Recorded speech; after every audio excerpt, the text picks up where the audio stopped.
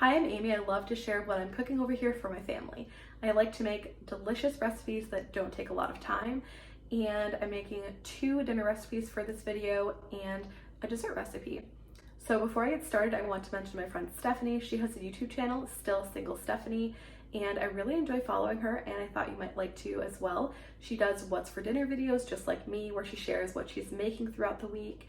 She also does travel vlogs, so we get to kind of travel right along with her, and it's really fun to see all these destinations that she travels to, as well as she does grocery hauls. So she gets some really good deals for her groceries for the week.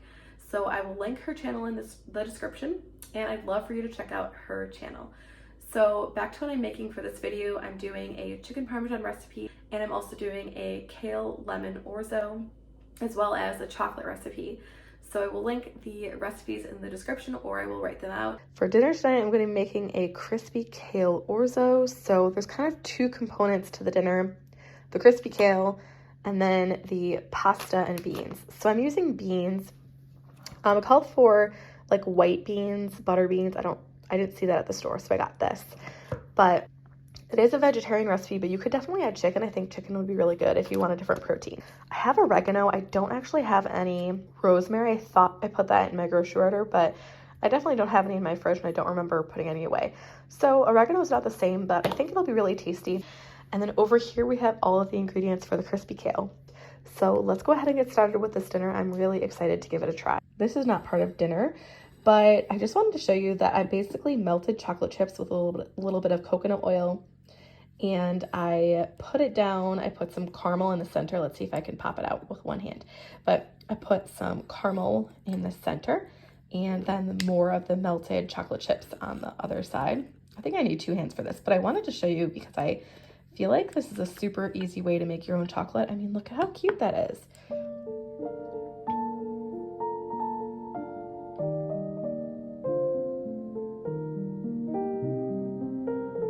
That is such a nice size too, really cute. And I don't actually have a recipe, I just kind of made it up, but what a fun little treat. I'm gonna put these in my husband's snack tomorrow. I think he'll like it. My kids will have it too, but I just thought I'd show you that because I just made it a couple of hours ago and it's just been cooling up in the fridge.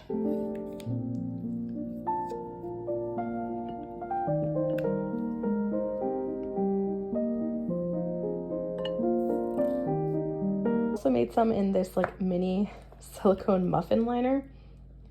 So these aren't quite hardened enough, but that's just such a perfect size. It's kind of like a small like Reese's peanut butter cup, but it's caramel inside. You can see the caramel inside of this one. Here is the caramel that I used. I'll show you. I got this from Trader Joe's quite a while ago, so I'm not sure if they still have it. It's actually a really good caramel sauce. So if you're interested, I could at some point show you this recipe, but I just kind of threw things together, but I just want to show you. All right, back to dinner now. Normally I just share what I'm doing for dinner, but I also thought I would show you that I did make my own sourdough. I've used it already a few times, and you can see it's bubbly. It's definitely rising. So tonight I'm gonna be prepping for some homemade bread, and then tomorrow we'll bake that up. Tomorrow's Valentine's Day. So anyway, we're gonna have just bread, eggs, and chicken sausage for dinner. So it'll be a really good dinner. I'm excited to give this a try. Okay, now we're going back to the dinner recipe. And also, this recipe is a fairly long recipe, so I'm using the simplified version with canned beans. A quicker meal is better for us at this stage. I just like to cook, but I don't like to be in here for hours. So the first thing I'm gonna do for this recipe is I'm gonna peel and then have this onion. I'm actually gonna quarter it because it calls for 1 small onion, and I feel like that's fairly large. So I'm just gonna go ahead and set these aside. I just want to do all my chopping right now, so I'm going to thinly slice the shallots, and then I'm also going to go ahead and grate the garlic. All right, I don't have a lot of time over here because my 1-year-old just woke up from her nap, but I'm going to go ahead in a large pot. I'm going to get the beans in. I'm just going to toss the onion in, a few cloves of garlic, a little bit of olive oil. It calls for 2 tablespoons, but I'm not going to add that much right now, and I'll see if I want to add more later. Here's the bay leaf. I'm going to add some salt. And then I'm gonna add in the oregano. Again, rosemary is what it actually calls for, but this is what I've got. Next goes in the water. And what I'm gonna do is I'm just going to cover it and cook it until it comes to a boil, and then turn the heat down to a simmer cook it for 10 minutes, and then I'll add in the orzo noodles, cook those. And I'm gonna right now go up and get my toddler from her nap, and then I'll come back down and work on the kale. So for now, let's go ahead, put the lid on, turn on the heat. I just turned my pot down, everything was boiling. So I'm gonna go ahead and make that kind of sauce for the kale. Okay, so I'm putting in the honey first. It calls for lemon juice. I'm actually gonna save it and just add it at the end. I find that sometimes when I cook lemon juice, it gets kind of bitter, so I'll save it and add the fresh juice to the end once everything is cooked. A couple tablespoons of red wine vinegar, some pepper, shake in some salt, and give it a good stir. All right, let's go back over to the stove now and cook up the kale ingredients. Put a bit of olive oil in there. I'm gonna go ahead and add in the shallot and cook that.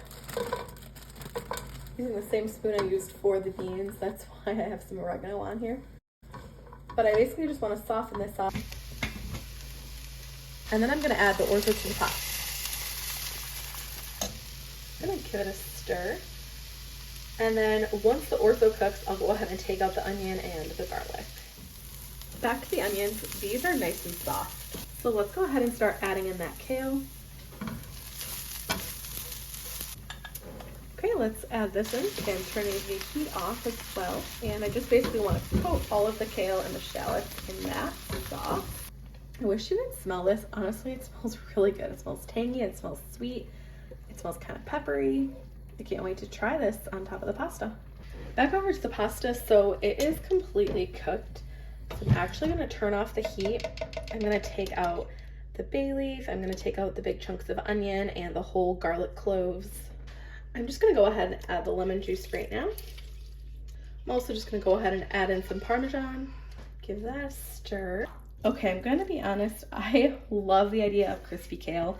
It sounds so good, but I'm actually just gonna add the kale directly to the pan just because I don't want to dirty more dishes and I don't really want to take the time. All of my kids are awake. We're gonna go play outside.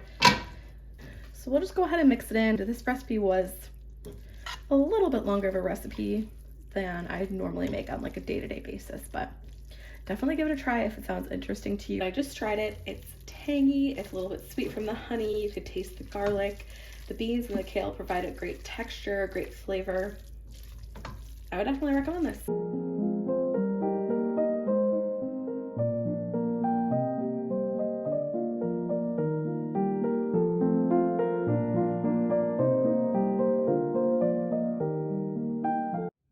One of my husband's favorite meals is chicken Parmesan.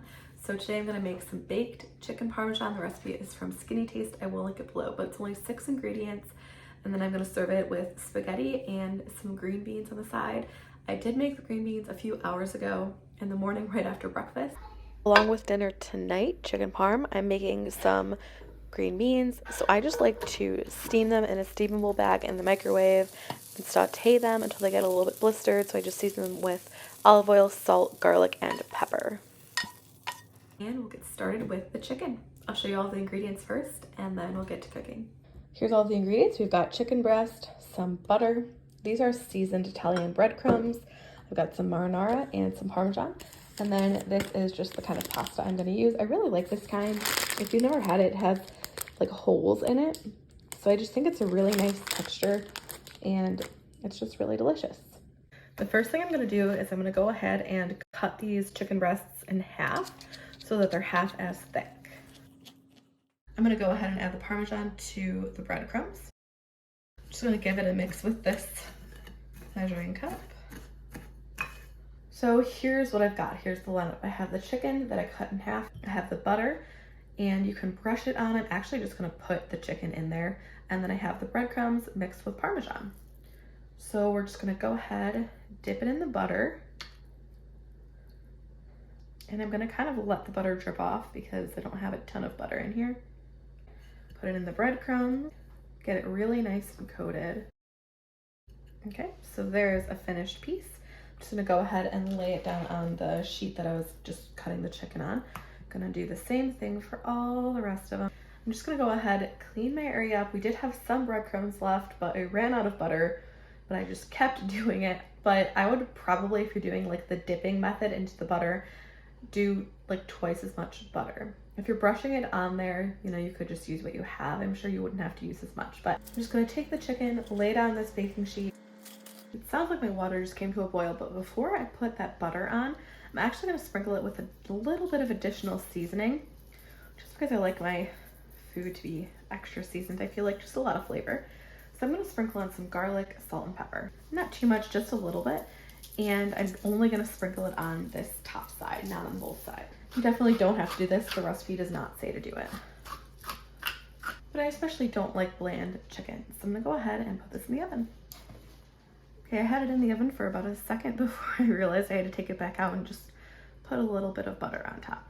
This would definitely be a lot easier if you did have spray oil, and it would be like an even layer, whereas mine just kind of sprinkled on top. But hopefully this will just provide a little bit of color on the chicken. Now this is ready to go in. Chicken's in the oven. My water is boiling. I have the toppings ready, the sauce and the cheese, and the pasta is just about done cooking. The recipe says to cook the chicken at 450 for 25 minutes, then take it out, put the sauce and the cheese on, and bake it for another 5. But I think that would way overcook your chicken. I actually slightly overcooked mine, and I did 400 for 15 minutes. So definitely check your chicken and just make sure it reaches 165 degrees internally. But it was tasty. It was a really simple meal. It was kind of a fun recipe.